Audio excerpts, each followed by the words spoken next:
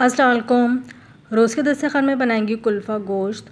कुल्फ़ा गोश्त बनाने के लिए हमें जिन चीज़ों की ज़रूरत है उसमें शामिल हैं, कुल्फ़ा लेंगे 2 किलो, गोश्त लेंगे 1 किलो। गोश्त मटन या बीफ दोनों में से कोई सा भी ले सकते हैं।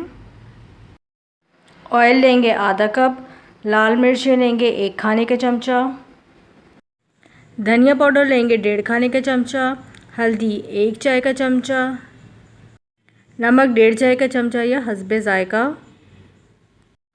लहसुन अदरक का पेस्ट लेंगे 1 खाने का चमचा, हरी मिर्ची लेंगे बड़े साइज़ की 6 अदद, छोटी हों तो 12 लेंगे। दरमियाने साइज़ की प्याज लेंगे 4 अदद। कुल्फ़े को 5 से 10 मिनट पानी में सोक करने के बाद अच्छी तरह से धोएंगे ताकि जो उसकी मिट्टी है वो निकल जाए। प्रेशर कुकर में तेल डालकर गरम कर लेंगे। तेल जब गरम हो जाएगा तो उसमें प्याज फ्राई करेंगे।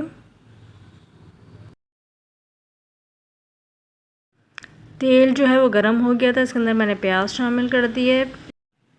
प्याज को जो है वो हम फ्राई कर लेंगे लाइट गोल्डन ब्राउन होने तक। फिर इसके बाद इसमें लहसुन अदरक का पेस्ट शामिल करेंगे। बहुत ही मज़ेदार कुल्फ़ा गोश्त बनता है, आप लोग इसको ज़रूर ट्राई कीजिएगा। प्याज जो है वो फ्राई होने में थोड़ा सा टाइम लेती है। जैसी प्याज फ्राई हो जाएगी इसके अंदर हम बाकी के मसाले शामिल करेंगे। कुल्फ़ा गोश्त बनाने के लिए मैंने बीफ का इस्तेमाल किया है, आप लोग चाहें तो मटन का भी ले सकते हैं, हड्डी वाला गोश्त। हड्डी वाली गोश्त से जो है वो टेस्ट बहुत अच्छा आता है, इसलिए थोड़ी सी हड्डियाँ आप इसमें डलवा लें। प्याज का जो है वो कलर थोड़ा सा चेंज होने लगा है। जब तक हम इसके मसालों को मिक्स कर लेते हैं। एक कप में या बाउल में निकालेंगे लहसुन अदरक का पेस्ट, उसमें शामिल करेंगे नमक, हल्दी, लाल मिर्ची शामिल करेंगे और साथ ही इसमें धनिया पाउडर शामिल कर देंगे। सारे मसाले शामिल करने के बाद इसमें थोड़ा सा पानी शामिल करेंगे और इसका पेस्ट बना लेंगे। पानी शामिल करने के बाद चमचे से अच्छी तरह से मिक्स करेंगे। ये देखें अच्छा सा बिल्कुल पेस्ट बन गया है। अब इसको हम फ्राई प्याज में डालेंगे। प्याज का जो कलर है वो लाइट गोल्डन ब्राउन हो गया है। अब इसमें हम मसाला शामिल कर देंगे। मसाला डालने के बाद इसको अच्छी तरह से भून लेंगे। तकरीबन 10 से 15 मिनट तक मसाले को भूनेंगे ताकि इसका जो कच्चापन है वो दूर हो जाए। मसाले में हमने पानी शामिल किया हुआ था, इसलिए अभी ज़रूरत नहीं है इसमें पानी शामिल करने की। 15 मिनट हो चुके मसाले को भूनते हुए, आप लोग देख सकते हैं। अब इसके अंदर हम 1 कप के जितना पानी शामिल कर देंगे। पानी शामिल करने के बाद इसको अच्छी तरह से मिक्स कर लेंगे। जैसे ही इसमें थोड़ा सा बॉयल आने लगेगा तो इसके अंदर हम गोश्त शामिल कर देंगे। मसाले में थोड़ा सा बॉयल आने लगा है, अब इसके अंदर हम गोश्त शामिल कर देंगे।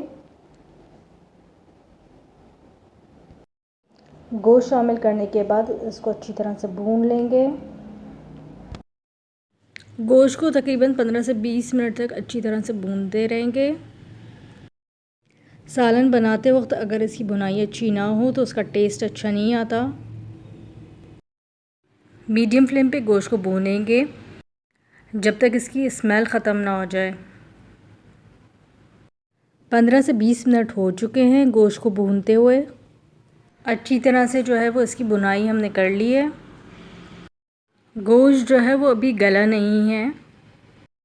अब इसके अंदर जो है वो हम कुल्फ़ा शामिल करेंगे जो हमने पहले से धो के रखा हुआ था। पानी जो है वो आप अपने अंदाज़े से डाल सकते हैं।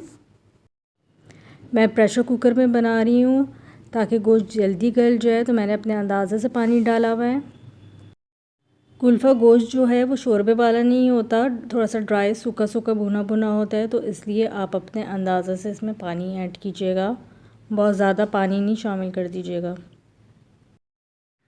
सारा कुल्फ़ा जो है वो मैंने शामिल कर दिया है गोश्त में। अब इसको हम अच्छी तरह से मिक्स कर लेंगे।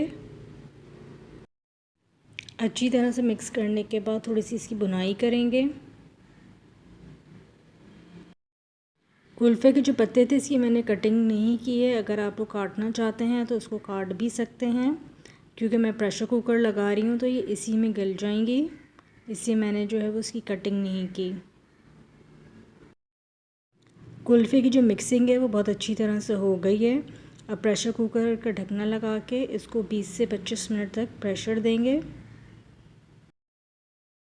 20 से 25 मिनट बाद प्रेशर कुकर का ढकना खोल के आपको दिखाते हैं कि गोश्त हमारा गल गया या नहीं। 25 मिनट हो चुके हैं, प्रेशर कुकर हमने बंद कर दिया है। अब आप लोग देख सकते हैं गोश्त जो है वो हमारा ज़बरदस्त सा गल गया है। अब दोबारा से जो है वो मैंने फ्लेम ऑन कर दी है।